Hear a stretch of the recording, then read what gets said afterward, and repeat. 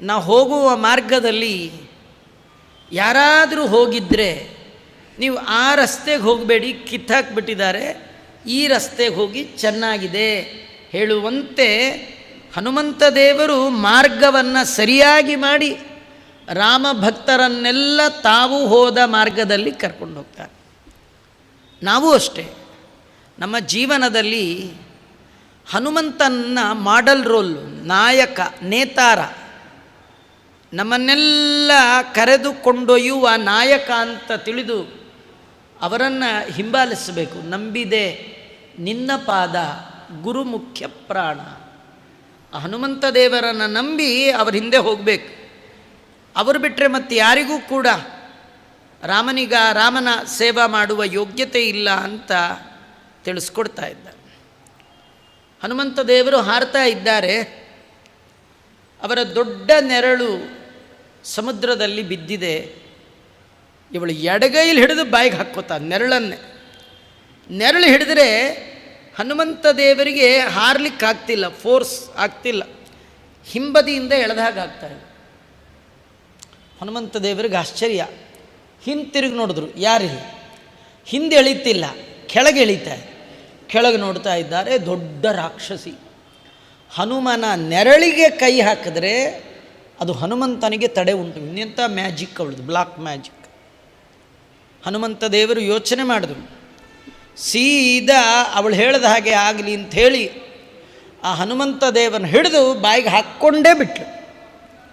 ಹನುಮಂತ ದೇವರು ಏನು ಮಾಡಿದ್ದಾರೆ, ಸೋಸ್ಯಾ ಶರೀರ ಮನುವಿಷ್ಯ ಬಿಭೇದ ಚಾಶು, ಅವಳ ಶರೀರದ ಒಳಗೆ ಹೋದರು. ಹೋಗಿ ಅವಳ ಶರೀರವನ್ನು ಸೀಳಿ, ಹೊಟ್ಟೆಯನ್ನು ಸೀಳಿ ಹೊರಗೆ ಬಂದರು. ಇದೇನು ಕಥೆ? ಅದೇನೋ ಜಿಕ್ವಾ ಚಾಪಲ್ಯ ತಿನ್ನೋ ಆಸೆ ಇರಬಾರ್ದು, ದೇವರ ಅನುಗ್ರಹ ಆಗೋಲ್ಲ, ಅದು ಸರಿ ಹೋಯಿತು. ಇದೇನಾ ಇದಂದರೆ ನೋಡಿ, ಎರಡು ಕತೆ. ತಿನ್ನೋರಲ್ಲಿ ಎರಡು ಥರ ತಿನ್ನೋರಿದ್ದಾರೆ. ಹೇಳಿ ಕೇಳಿ ತಿನ್ನೋರು, ಹೇಳದೆ ಕೇಳದೆ ತಿನ್ನೋರು. ಅದೇನು ಹೇಳಿ ಕೇಳಿ ಯಾವಾಗ ಏನು ತಿನ್ನಬೇಕಾದರೂ ದೊಡ್ಡವ್ರನ್ನ ಕೇಳಬೇಕು, ಇದು ತಿನ್ಬೋದಾ? ಸುಮ್ಮನೆ ನಿಮಗೆ ಉದಾಹರಣೆಗೆ ಹೇಳ್ತೇನೆ. ಊಟಕ್ಕೆ ಕೂತಾಗ, ಪರಿಶೇಚನೆ ಮಾಡಿದಾಗ, ಚಿತ್ರಾವತಿ ಇಟ್ಟಾಗ, ಕೈಯಲ್ಲಿ ತೀರ್ಥ ಬಿಟ್ಟಾಗ ಬಾಯಲ್ಲಿ ಕುಡಿದು ಬಿಡಬಾರ್ದು, ಸ್ಟಾರ್ಟ್ ಮಾಡಿಬಿಡಬಾರ್ದು ತಿನ್ನಲಿಕ್ಕೆ. ಪಕ್ಕದಲ್ಲಿ ಯಾರು ಕೂತಿದ್ರೆ ನಮಗಿಂತ ಉತ್ತಮರು, ದೊಡ್ಡವರು, ಜ್ಞಾನಿಗಳು, ಸಜ್ಜನರು, ಅವ್ರನ್ನ ಕೇಳಬೇಕು, ಸ್ವಾಮಿ ಕೂಡಬಹುದಾ ಅಂತ ಕೇಳಬೇಕು. ಇದು ಕೇಳಿ ಕೂಡುವಂಥ ಕ್ರಮ. ಇದು ಕೆಲವು ಹೇಳಲ್ಲ, ಸುಮ್ಮ ಹಾಗೆ ಕೂತು ಬಿಡ್ತಾರೆ. ಇದು ಒಂದು ಅರ್ಥ. ಇನ್ನೊಂದು, ಯಾವಾಗಲೂ ತಿನ್ನುವಾಗ ಸ್ವಲ್ಪ ವಿಚಾರ ಮಾಡಬೇಕು. ಇದು ತಿನ್ಬೋದಾ, ತಿಂದರೂ ಒಳ್ಳೆಯದಾ? ಏನು ವಿಚಾರ ಇಲ್ಲ ರೀ, ಸುಮ್ಮನೆ ಗಮ್ಮಂತಿದ್ರೆ, ನೋಡ್ಲಿಕ್ಕೆ ಚೆನ್ನಾಗಿದ್ದರೆ, ಭಾರಿ ಡೆಕೋರೇಟ್ ಮಾಡಿ ನಿಮಗೆ ಕೊಟ್ಟುಬಿಟ್ರೆ ಅದೇನೋ ತಿಂದು ಹಾಕ್ಬಿಡ್ಬೇಕು. ಏನು ಕಸ ಕೊಟ್ಟರು ಅದ್ರ ಮೇಲೆ ಒಂಚೂರು ಡಿಸೈನ್ ಮಾಡಿ ಕಸ ಕೊಟ್ಟರು ನುಂಗಿಟ್ಬಿಡ್ತಾನೆ. ಏನು ಚೆನ್ನಾಗಿತ್ತು ಅಂತ ಏನು ಚೆನ್ನಾಗಿರಲ್ಲ. ತಿನ್ನಬಾರ್ದು ಹಾಗೆ. ತಿನ್ನಬೇಕಾದ್ರೆ ತಿನ್ನಲಿಕ್ಕೆ ಯೋಗ್ಯವಾಗಿರಬೇಕು. ತಿನ್ನಲಿಕ್ಕೆ ಯೋಗ್ಯವಾದದ್ದು ಅಂದರೆ ಯಾವುದು? ಹರಿಗೆ ಅರ್ಪಿತವಾದದ್ದು ಪ್ರಸಾದತ್ವೇನ ಸ್ವೀಕಾರ ಮಾಡಿದ್ರೆ ಆ ಆಹಾರದಿಂದ ನಮ್ಮಲ್ಲಿ ಸತ್ವಗುಣ ಇಂಪ್ರೂವ್ ಆಗುತ್ತಂತೆ. ಒಳ್ಳೊಳ್ಳೆ ಗುಣ, ಒಳ್ಳೊಳ್ಳೆ ಕ್ವಾಲಿಟೀಸ್ ನಿಮ್ಮಲ್ಲಿ ಡೆವಲಪ್ ಆಗಬೇಕು. ಮಾನವೀಯ ಮೌಲ್ಯಗಳು ಹೆಚ್ಚಾಗಬೇಕಂದ್ರೆ ಉತ್ತಮವಾದ ಆಹಾರವನ್ನು ಸ್ವೀಕಾರ ಮಾಡಬೇಕು. ಆಹಾರದಲ್ಲಿ ಉತ್ತಮತ್ವ ಅಂದರೆ ಮುಖ್ಯವಾಗಿ ಉತ್ತಮ ಆಹಾರ ಯಾವುದಂದರೆ ದೇವರಿಗೆ ಅರ್ಪಿತ ಆಗಿರಬೇಕು. ದೇವರಿಗೆ ಅರ್ಪಿತ ಆಗಬೇಕು ಅನ್ನುವ ಈ ಕಾನ್ಸೆಪ್ಟ್ ನಿಮ್ಮ ತಲೆಯಲ್ಲಿ ಬಂದರೆ ಇನ್ನೊಂದು ಬರುತ್ತೆ. ಇದು ದೇವರಿಗೆ ಅರ್ಪಣೆ ಮಾಡೋಕ್ಕೆ ಬರುತ್ತಾ? ಬರಲ್ಲ. ನೈವೇದ್ಯಕ್ಕೆ ಬರುತ್ತಾ? ಬರಲ್ಲ. ಅಯ್ಯೋ ನಮ್ಮನೇಲೇನು ದೇವ್ರ ಪೂಜೆ ಎಲ್ಲ ಇಲ್ಲ ಆಚಾರ, ಅದಕ್ಕೆ ಎಲ್ಲ ತಿಂದಾಕ್ಬಿಡ್ತೀವಿ. ಎಲ್ಲ ತಿಂದಾಕಿದ್ದಕ್ಕೆ ಮಿಕ್ಸ್ ಗುಣ ನಿಮ್ಮದು, ಎಲ್ಲ ಮಿಕ್ಸ್ ಆಗಿಬಿಟ್ಟಿದೆ. ಸಾತ್ವಿಕ ಗುಣ ಬೇಕಂತಾದರೆ ಸತ್ವ ಶುದ್ಧಿ ಮಾಡುವ ಕೃಷ್ಣ ಭಗವದ್ಗೀತೆ ಒಳಗೆ ವಿಭಾಗತ್ರಯ ಮಾಡಿ ಆಹಾರದಲ್ಲಿ ಸಾತ್ವಿಕ ಯಾವುದು, ರಾಜಸ ಯಾವುದು, ತಾಮಸ ಯಾವುದು. ಇದು ಬ್ರಾಹ್ಮಣರಿಗೆ ಮಾತ್ರ ಹೇಳಿದ್ದಲ್ಲ, ಮನುಷ್ಯ ಮಾತ್ರದವರಿಗೆ ಹೇಳಿದ್ದಾರೆ. ಯಾರ್ಯಾರು ಮಾನವರು ಅವರು ಯಾರು ದಾನವರು ದೈತ್ಯರು ಆಗಬಾರ್ದು. ಮಾನವರು ಮಾನವರಾಗಿ ಉಳಿಬೇಕಂದ್ರೆ ಮಾನವೀಯ ಮೌಲ್ಯವನ್ನು ಜೀವನದಲ್ಲಿ ಹೆಚ್ಚಿಸ್ಕೊಳ್ಬೇಕು. ಹಾಗಾದರೆ ಎಂಥ ಆಹಾರವನ್ನು ನೀವು ಸ್ವೀಕಾರ ಮಾಡಿ ಕೃಷ್ಣ ಹೇಳ್ತಾನೆ. ಆದ್ದರಿಂದ ಆಹಾರ ಸ್ವೀಕಾರ ಮಾಡುವಾಗ ಬಹಳ ಎಚ್ಚರಿಕೆ ಬೇಕು. ನೀವು ಹೇಳಲಿಲ್ಲ ಕೇಳಲಿಲ್ಲ. ನೋಡಿ, ಹಿಂದಿನವಳು ಹನುಮಂತ ದೇವರನ್ನ ಬಾಯಲ್ಲಿ ಹಾಕ್ಕೊಂಡವಳೆ. ಆದರೆ ಹನುಮಂತ ಅಲ್ಲಿ ಹೊಟ್ಟೆ ಸೀಳಲಿಲ್ಲ, ಬಾಯಿಯೊಳಗೆ ಹೋದ, ಬಾಯಿಂದಲೇ ಈಚೆಗೆ ಬಂದ, ನೋ ಪ್ರಾಬ್ಲಮ್. ಆದರೆ ಇಲ್ಲಿ ಹೋಗಿದ್ದ ಬಾಯಿಯಿಂದ, ಬಂದದ್ದು ಹೊಟ್ಟೆಯಿಂದ. ಇದ್ರೇನು ಹೊಟ್ಟೆಯನ್ನು ಸುಮ್ಮನೆ ಬರಲಿಲ್ಲ, ಹೊಟ್ಟೆಯನ್ನು ಸೀಳಿ ಈಚೆಗೆ ಬಂದ. ನಮಗೇನು ಮೆಸೇಜು, ನಮಗೇನು ಸಂದೇಶ ಅಂದರೆ, ಹೇಳ್ದೆ ಕೇಳದೆ ಸಿಕ್ಕಿದ್ದೆಲ್ಲ ತಿಂದರೆ ಒಂದಲ್ಲ ಒಂದಿನ ಹನುಮಂತ ದೇವರು ಅಲ್ದಿದ್ರು, ಡಾಕ್ಟ್ರ್ ಹನುಮಂತರಾವ್ ಅನ್ನೋರಾದರೂ ನಿಮ್ಮ ಹೊಟ್ಟೆನ ಸೀಳ್ತಾರೆ. ಜೀವನದಲ್ಲಿ ಒಂದಿಲ್ಲ ಒಂದು ಆಪ್ರೇಷನ್ಗೆ ನೀವು ಗುರಿ ಆಗ್ತೀರಿ. ನಿಮಗೆಲ್ಲ ಗೊತ್ತಿದೆ. ಊಟ ಬಲ್ಲವಗೆ ಏನಿಲ್ಲ, ರೋಗ ಇಲ್ಲದವನಿಗೆ ಏನಿಲ್ಲ, ಆಪ್ರೇಷನ್ ಇಲ್ಲ. ಸಿಕ್ಕಂಗೆ ತಿಂದ್ರೇ ಸಿಕ್ಕಂಗೆ ಕುಯ್ತಾರೆ, ಆಪ್ರೇಷನ್ ಮಾಡ್ತಾರೆ. ಹನುಮಂತ ದೇವರು ಪ್ರಾಣದೇವರು ನಮಗೆ ತೋರಿಸ್ಕೊಟ್ಟಿದ್ದಾರದು. ತುಂಬ ಜನಕ್ಕೆ ಏನಂದರೆ, ಏನೋ ಸಿಕ್ತು ಅಂದರೆ ಫ್ರೀಯಾಗಿ ಸಿಕ್ಬಿಟ್ರಂತು. ಈಗಂತೆಲ್ಲ ಬರೀ ಫ್ರೀನೇ ರೀ, ಅದು ಹೇಳಿದ್ರೆ ಅದೇ ಒಂದು ದೊಡ್ಡ ಪುರಾಣ ಆಗುತ್ತೆ. ಅದು ಬೇಡ, ರಾಮಾಯಣ ಕೌಮಾನ ಅದು. ಫ್ರೀ ಅಂದರೆ ಬಾಯಿ ಬಿಟ್ಬಿಡ್ತಾರೆ. ದೇಶ ಎಲ್ಲಾರು ಹಾಳಾಗೋಗ್ಲಿ, ಏನಾರು ಹಾಳಾಗೋಗ್ಲಿ, ನಮಗೆ ಅದೆಲ್ಲ ಬೇಡ, ನಮಗೊಂದು ಅಷ್ಟು ಫ್ರೀಯಾಗಿ ಸಿಕ್ಬಿಟ್ರೆ ಸಾಕು. ಅದೆಲ್ಲ ಮಾಡಬಾರ್ದು, ಹಾಗೆ ತಿನ್ನಬಾರ್ದು. ಯಾರೋ ನೀವು ಮದುವೆ ಮನೆಗೋ ಎಲ್ಲೋ ಹೋಗಿರ್ತೀರಿ, ನಿಮ್ಮನ್ನು ನೋಡಿ ಅವ್ರಿಗೆ ಭಾರಿ ಪ್ರೀತಿ, ಅವ್ರು ಅಂತಾರೆ ಇನ್ನೊಂದು ಲಾಡು ಹಾಕಿಸ್ಕೊಳ್ಳಿ ಅಂತ. ಅವ್ರು ಹೇಳಿದ್ರಲ್ಲ ಅಂತ ನೀವು ತಿನ್ನಬಾರ್ದು. ಯಾಕೆಂದರೆ ನಿಮ್ಮ ಶುಗರ್ ನೋಡ್ಕೊಂಡು ತಿನ್ನಬೇಕು. ಆ ಲಾಡು ಏನೋ ಅವ್ರದ್ದೇ, ಶುಗರ್ ಯಾರ್ದು, ಅವ್ರದ್ದ ನಿಮ್ಮದು. ಆದ್ದರಿಂದ ಹಂಗೆ ತಿನ್ನಬಾರ್ದು. ಕೆಲವ್ರು ಹಂಗಲ್ಲ, ಅಯ್ಯೋ ಅವ್ರು ಬೇಜಾರು ಮಾಡ್ಕೊಳ್ಳೋದು, 2 ಲಾಡು ತಿಂದ್ಬಿಟ್ಟೆ ಆಚಾರ್ಯ, ಸುಸ್ತಾಗ್ಬಿಟ್ಟೆ, ಮಾತ್ರೇನು ತಿಂದರೂ ಆಗ್ತಾ ಇಲ್ಲ. ಯಾರು ಹೇಳಿದ್ದೆ ನಿಮಗೆ ತಿನ್ನಲಿಕ್ಕೆ? ಹಾಗೆ ತಿನ್ನಬಾರ್ದು. ಕೆಲವರು ಮುಕ್ತಿರ್ತಾರೆ, ಸುಮ್ಮನೆ ಹಾಕಿದ್ದೆಲ್ಲ ಮುಕ್ಕೋದು ಅಂತ. ಮುಕ್ಕಿದ್ದೆಲ್ಲ ದಕ್ಕಲ್ಲ, ದಕ್ಕುವಷ್ಟು ಮಾತ್ರ ಮುಕ್ಕಬೇಕು. ಎಷ್ಟು ತಿನ್ನಬೇಕಂದ್ರೆ ನಿಮ್ಮ ಯೋಗ್ಯತೆ ನೋಡ್ಕೊಂಡು ತಿನ್ನಬೇಕು.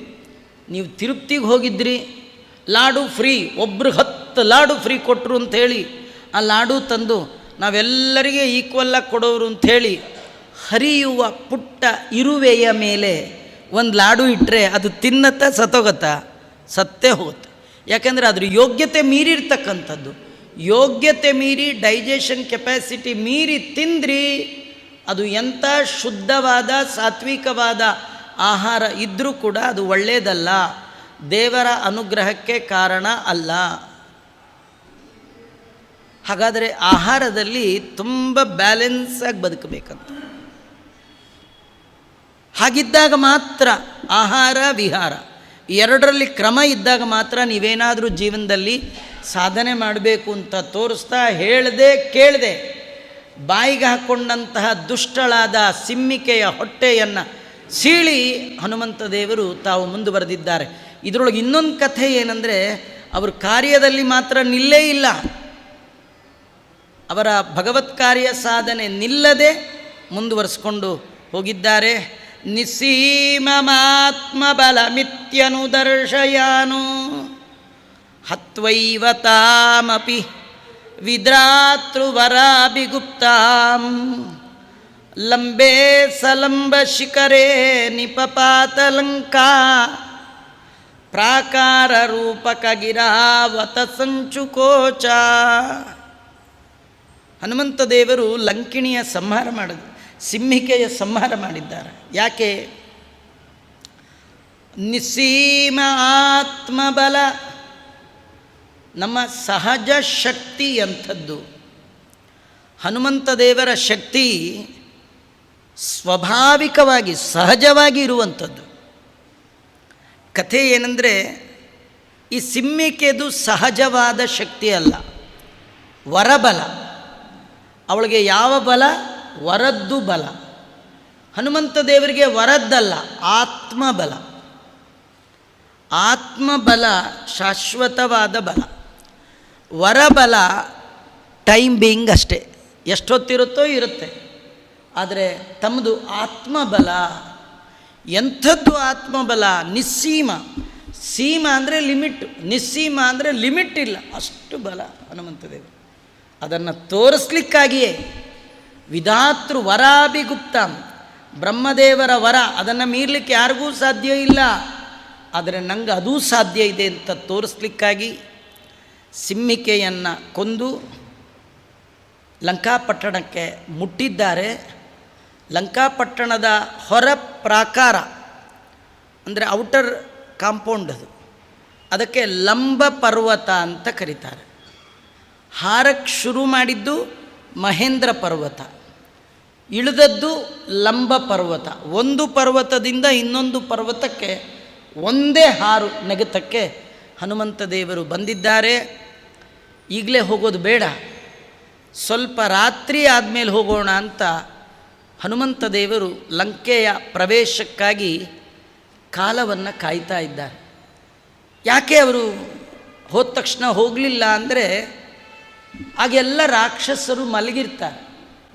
ರಾಕ್ಷಸರಿಗೆ ನಿಶಾಚರರು ಅಂತ ಕರೀತಾರೆ. ನಿಶಾ ಅಂದರೆ ರಾತ್ರಿ, ಅವ್ರದ್ದು ಎಲ್ಲ ಕಾರ್ಯಕ್ರಮ ರಾತ್ರಿನೇ, ಎಲ್ಲ ಪೂರಾ ರಾತ್ರಿ. ಮದುವೆ ಆದರೂ ರಾತ್ರಿ, ಮುಂಜೆ ಆದರೂ ರಾತ್ರಿ, ಗೃಹ ಪ್ರವೇಶ ಆದರೂ ರಾತ್ರಿ. ಅವ್ರ ಊರಲ್ಲಿ ರಾತ್ರಿ ಪೂರಾ ಟ್ರಾಫಿಕ್ ಜಾಮ್, ಹಗಲೇನು ಎಲ್ಲ ಮಲ್ಲರ, ಇಲ್ಲೆಲ್ಲ ರಾತ್ರಿ ಹೇಗೋ ಹಾಗಲ್ಲ. ಹನುಮಂತ ದೇವರು ಆ ಸಾಯಂಕಾಲವೇ ಯಾಕೆ ಹೋಗಲಿಲ್ಲ ಅಂದರೆ, ಹೋಗಿ ಸೀತೆ ಗುಂಗ್ರ ಕೊಟ್ಟು ಚೂಡಾಮಣಿ ತಂದುಬಿಟ್ಟಿದ್ರೆ ಬೆಳಗಾಗೆದ್ದ ಮೇಲೆ ಈ ರಾಕ್ಷಸರೆಲ್ಲ ಹೇಳೋರು, ಕೋತಿ ಬಂದಿತ್ತಂತೆ, ನಮ್ಮ ಕೈಗೆ ಸಿಗಬೇಕಿತ್ತದು ಹೀಗನ್ನೋರು. ಅದಕ್ಕೆ ಯಾರಿಗೂ ಹೇಳದೆ ಕೇಳ ಸಂಧಿಗೊಂದಿಲ್ಲಿ ಬಂದೋಗ್ಬಿಟ್ಟ ಬೇಡ. ಕೆಲವರು ಜಗಳ ಮಾಡುವಾಗ ಹೇಳ್ತಾರೆ, ಇಲ್ಲಿಗೆ ಬರ್ಬೇಕು ಹೇಳು, ನಿಮ್ಮ ಏರಿಯಾಗೆ ಬರ್ತೀವಿ, ಎಷ್ಟೊತ್ತು ಟೈಮ್ ಕೇಳ್ಕೊಂಡು ಬರ್ತಾರಲ್ಲ. ಹನುಮಂತ ದೇವರು ಬುದ್ಧಿರ್ ಬಲಂ, ಇಂಥ ಬಲ, ನಿರ್ಭಯತ್ವಂ. ಅವರಂತಾರೆ, ನೀವು ಯಾವಾಗ ಎದ್ದಿರ್ತೀರಿ? ಮಿಡ್ ನೈಟಾ? ಹಾಗೆ ಬರ್ತೀನಿ ಅಂದರು. ಅದಕ್ಕೆ ರಾತ್ರಿ ಕಾಲಕ್ಕಾಗಿ ಕಾದು ಹನುಮಂತ ದೇವರು ಲಂಕೆಯನ್ನು ಪ್ರವೇಶ ಮಾಡ್ತಾ ಇದ್ದಾರೆ.